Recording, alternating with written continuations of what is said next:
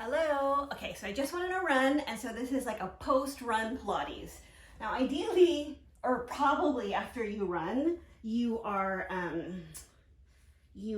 standing outside and you don't want to lay on the ground. But maybe you can find a spot after you cool down, get on the ground to get yourself resituated after the run. So this is like a post-run Pilates. Also, ideally, you do a little bit of Pilates ahead of time to warm up your core. All right, hold on to the back of the leg and straighten and bend. You're gonna straighten and point your foot, bend and flex. Straighten and point, bend and flex. So yeah, so hopefully you warm up your core before your run, and then you run, and then maybe this happens after. But we're assuming that you're a little tired, like I am after I just went on my run, and you need a little bit of like a stretch type workout. And say you want like a little bit of core too, so that's what we're gonna do. Okay, other leg now. But we're not gonna overwork it because you're already tired. And when you're extra tired, your body starts to recruit, all the muscles and maybe not the ones that you're intending to. Let's do 2 more of these. All right, now we're gonna use that stretch for our exercise. So straighten out that bottom leg, curl yourself up, and pull, pull, switch, pull, pull, switch. And 8, 7, 6, 5, 4, 3, 2, and 1. Okay, cross one leg over the other and give yourself a good glute stretch. I think most people do abs after all their workout.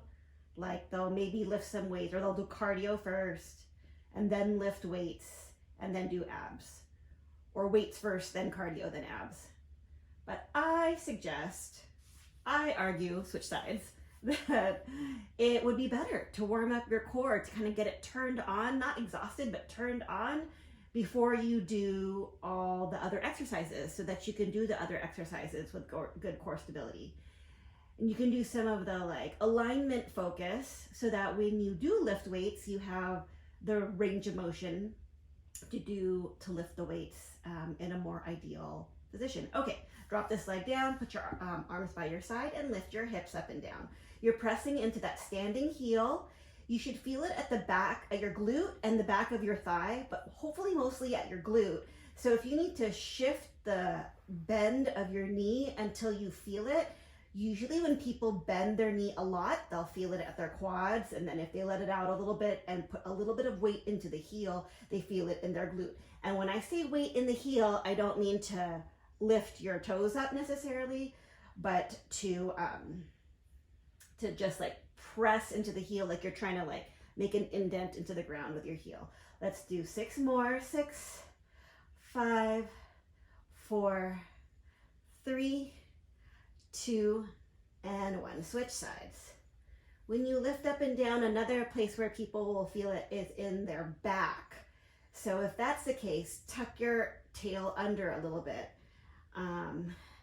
so that you're not arching at your back to lift up and down. This isn't like, we're not trying to make an arc. We're also not trying to get up as high as we can. It's an extension at the hip, an opening at the front crease area. Let's do 5 more. 5, 4, 3, 2, and 1. All right, legs up in tabletop position, arms out to the side. Bring it over and give yourself a stretch here.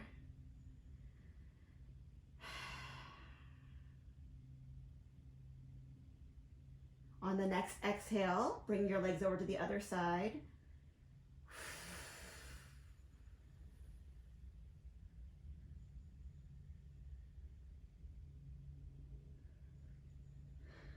On the next exhale, bring your legs back to the center.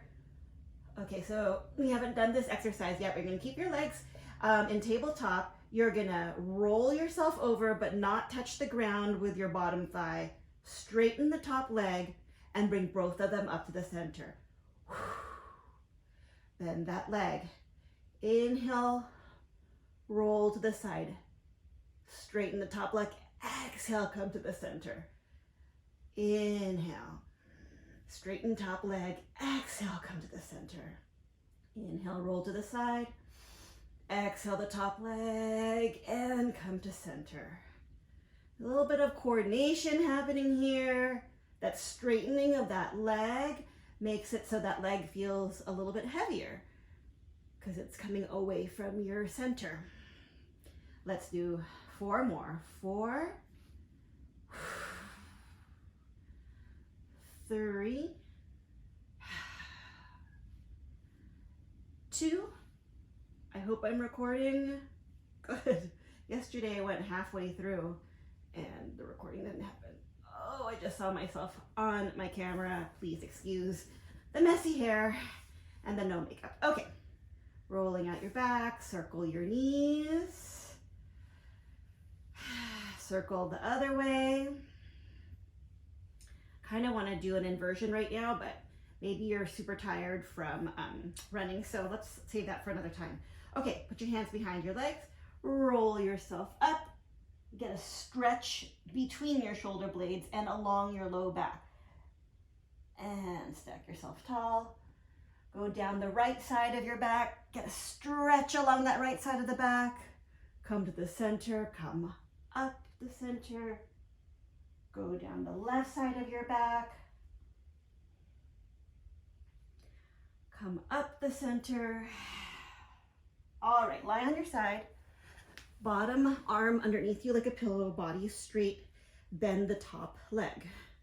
Actually, you can bend the bottom leg too if you find yourself kind of falling over here. We are just trying to stretch the front of this thigh that you probably just used with your run. You might feel it around the front of your thigh, around the bottom of your, like around your kneecap or around the side of your thigh. You can put the bottom leg up to kind of get yourself a little different stretch. Make sure you're not arching your back here. Tuck your tail under to give yourself a good stretch. And then we're gonna do a strengthening exercise here. So bring your top leg to parallel to the ground. You're gonna flex your foot and then kick forward, point and reach back. Kick, reach. The whole time you're trying to really elongate through that leg. So some compensations would be to scrunch your waist on the top or to arch your back and lean back and forth when you do it, but we are keeping still. And if it's difficult, you can bend your bottom leg or you can put your bottom leg a little bit forward and that will make you a little bit more stable.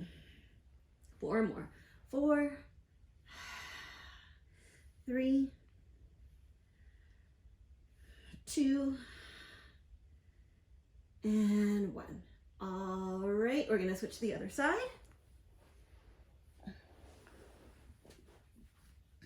Bend that top leg. Give yourself a stretch at the front of the thigh. Tuck your tail under.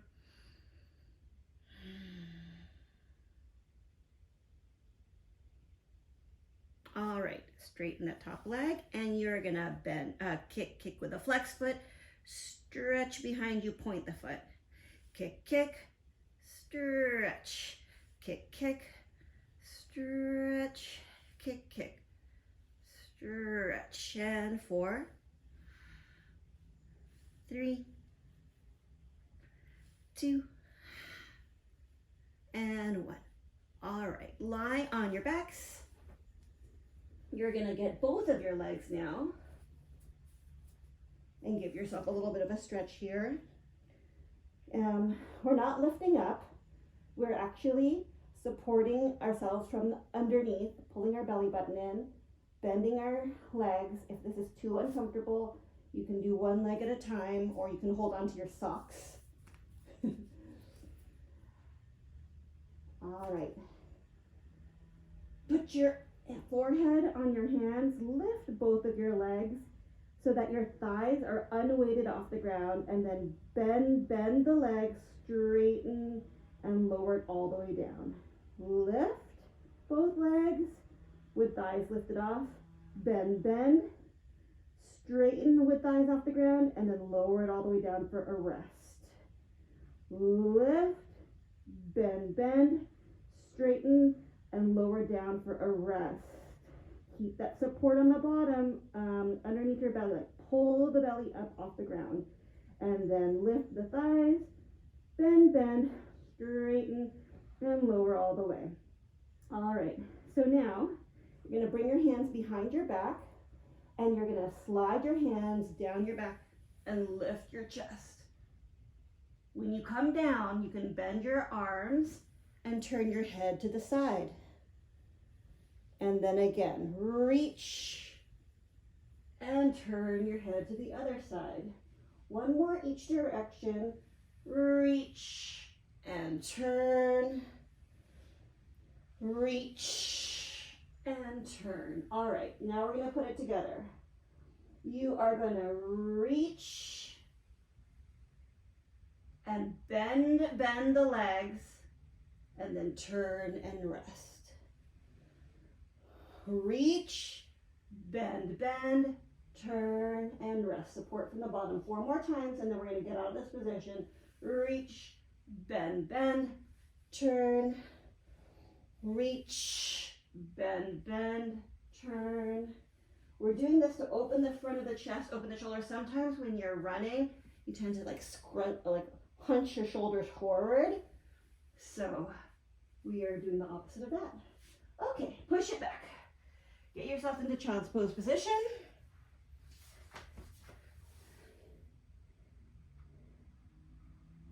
And then bring both arms over to one side. Take a big breath in to get a stretch along that open shoulder side.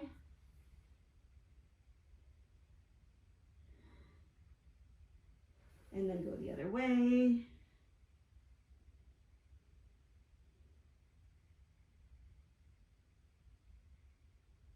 All right, onto your hands and knees. You're gonna slide one leg out and then slide the other leg out. In and in. Out, out, in, and in. We're getting a little bit of a stretch. Well, we're obviously getting some core work and some shoulder work, but our toes are getting a little bit of a stretch. Our calves are getting a little bit of a stretch. The bottoms of our feet maybe that might be tired from the run. 4, 3, 2, and 1. Hold it here. Lift one leg up. Go back and forth on that standing leg. Then put the other leg down. Lift the other leg. Back and forth on the standing leg.